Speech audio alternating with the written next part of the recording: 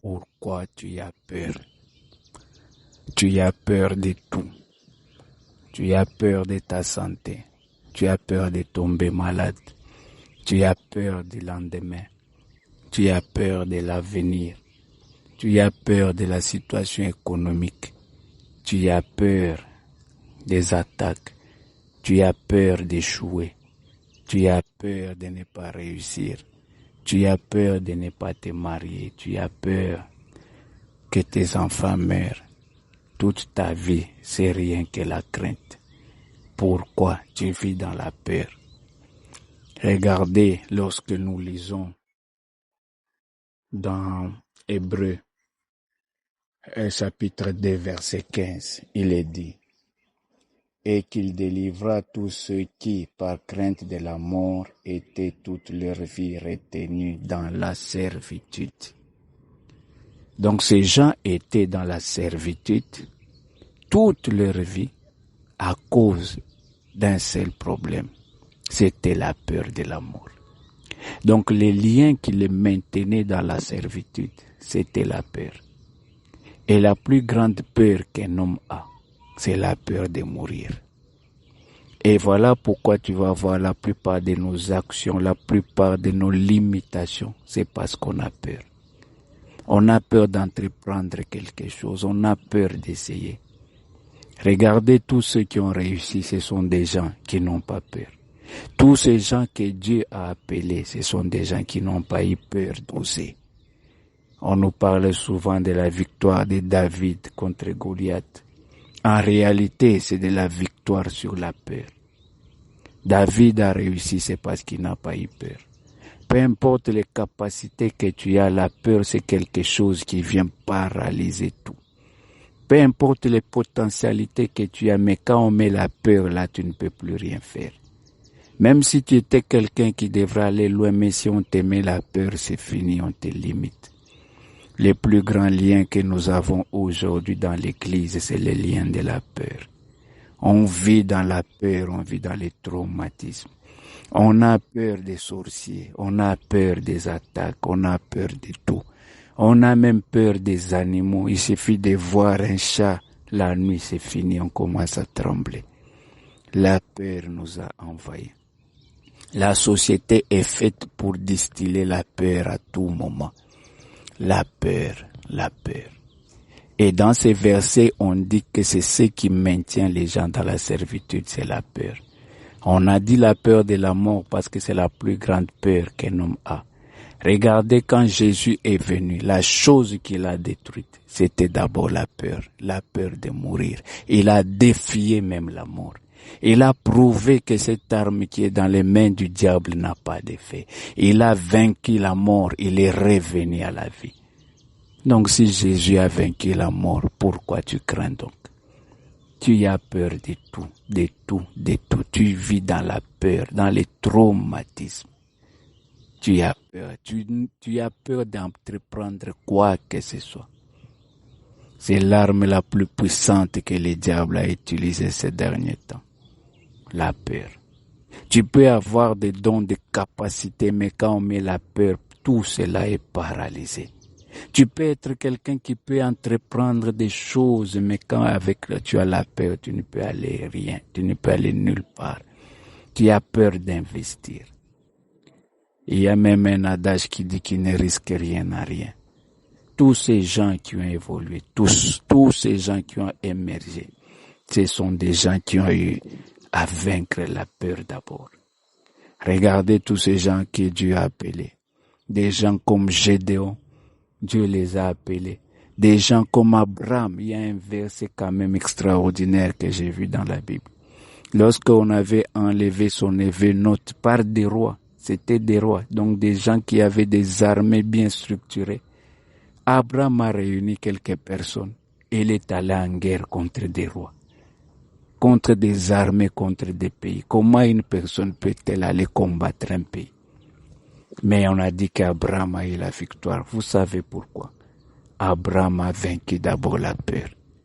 Et souvent, les diables, dans les suggestions qu'ils nous donnent, c'est de nous mettre dans la peur. Tu commences un ministère, beaucoup sont des gens qui viendront pour mettre la peur, te dire non, tu ne vas pas réussir.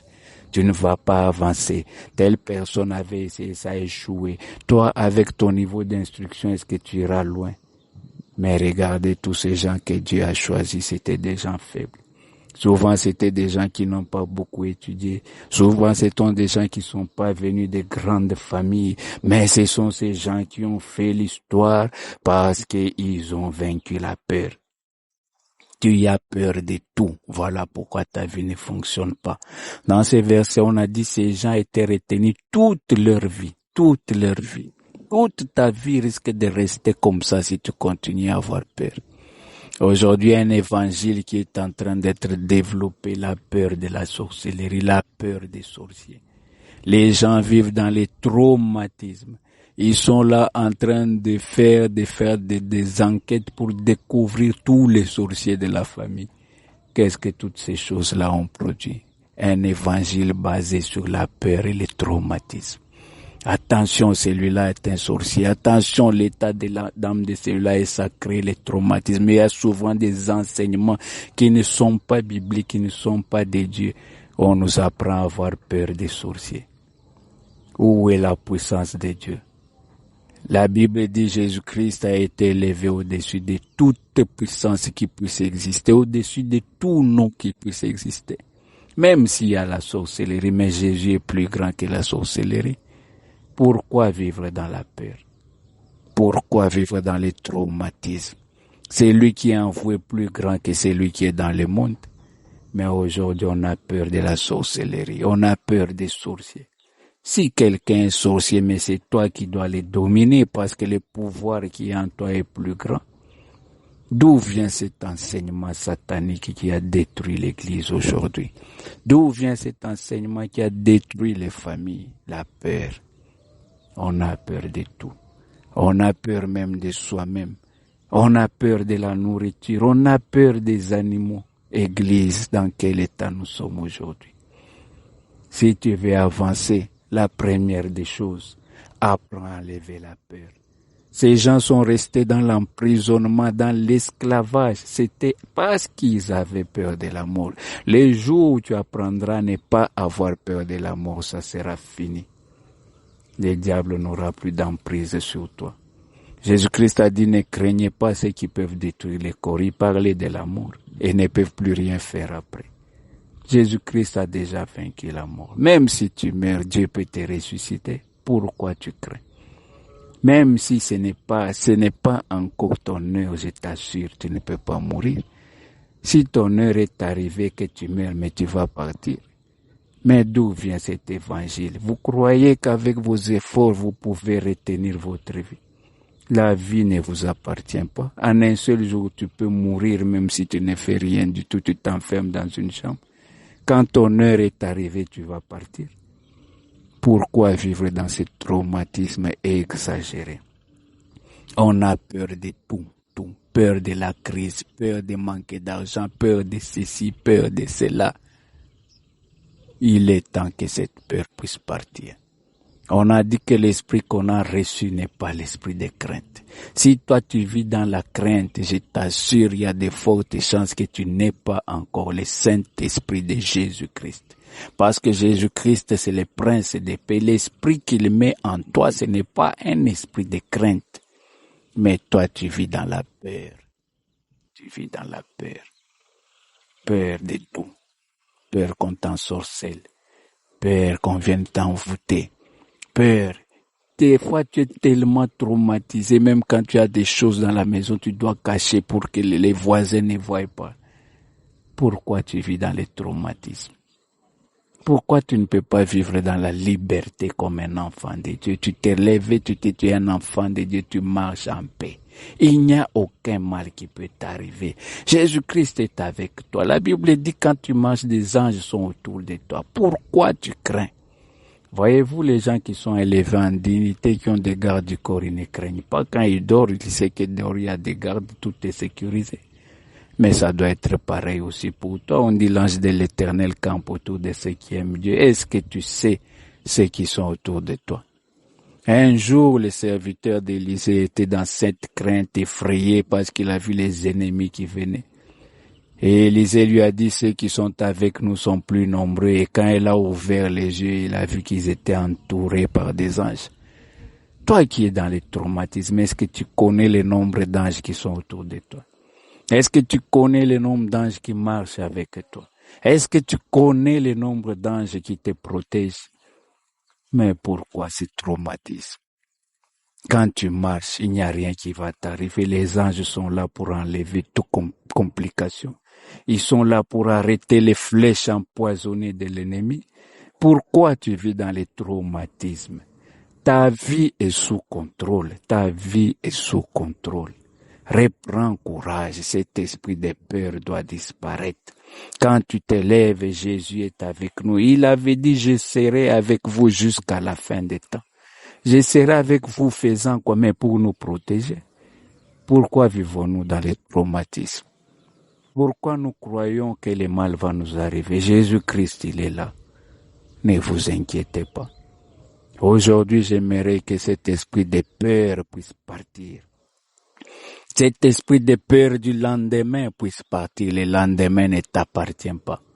Le lendemain prendra soin de lui-même. Le diable te fait croire que tu vas mourir, tu ne mourras pas même si tu es malade. Le diable te fait croire que tes enfants vont échouer, ils ne seront rien dans la vie, c'est un mensonge. Je t'assure, Jésus-Christ a déjà pris ton avenir en main. Il va tracer un chemin, il dit même là où il y a un désert, lui peut mettre un fleuve. Même là où il n'y a aucune opportunité, il peut ouvrir des portes. Combien de fois on a vu des familles qui sont venues dans la pauvreté, Dieu élève quelqu'un. Il dit, il relève l'indigent de la poussière et les fait asseoir avec les grands de ce monde. Ne regardez pas les possibilités. Le monde de la vie n'est pas physique. Le monde de la vie est spirituel. Pourquoi tu t'agites? Tu regardes les potentialités que tu as. Tu n'as pas d'argent, tu n'as pas ceci, tu n'as pas cela. Peu importe ce que tu n'as pas. Si tu as Jésus, tu as tout. Tu peux commencer une entreprise avec rien. Dieu est capable de tracer des chemins, de créer des connexions, des opportunités avec rien, faire de toi quelqu'un de très élevé. On réfléchit trop. Cesse de trop réfléchir, prends ton intelligence, mais confiance en Dieu. C'est ce qu'il est dit dans la Bible. Ayez confiance en Dieu, ayez confiance en moi. C'est ce que Jésus-Christ a dit. Apprenons à avoir confiance en Dieu. Rien ne va pas nous arriver, il est avec nous. Il ne nous a pas appelé, il ne t'a pas appelé chrétien pour que tu sois dans le désespoir, dans l'échec. La peur doit disparaître aujourd'hui, c'est ça mon message. La peur est dans les cœurs des serviteurs de Dieu. Les ministères que tu as, c'est pas ton ministère, c'est le ministère de Dieu. Toi, tu es un serviteur, laisse-le lui-même gérer son ministère. Si ça ne fonctionne pas, c'est pas ton problème. C'est lui qui t'a appelé, va le faire fonctionner. La Bible dit l'église s'accroissait par l'assistance du Saint-Esprit. Le Saint-Esprit lui-même va assister ton ministère et va le faire avancer. Cesse d'avoir des soucis quand tu dors. Pourquoi il n'y a pas de membres? Pourquoi je ne construis pas? C'est pas ton problème. Il ne t'a pas appelé à ça. Toi, fais le travail pour lequel il t'a appelé. Il t'a appelé à prophétiser, prophétise. Il t'a appelé à évangéliser. Fais l'œuvre de Dieu, c'est tout. Les résultats, c'est pas ton problème. Le Saint-Esprit s'occupe du résultat. La Bible dit les apôtres sont allés prêcher et Dieu, le Saint-Esprit, les accompagnait par les miracles qui l'accompagnaient lui.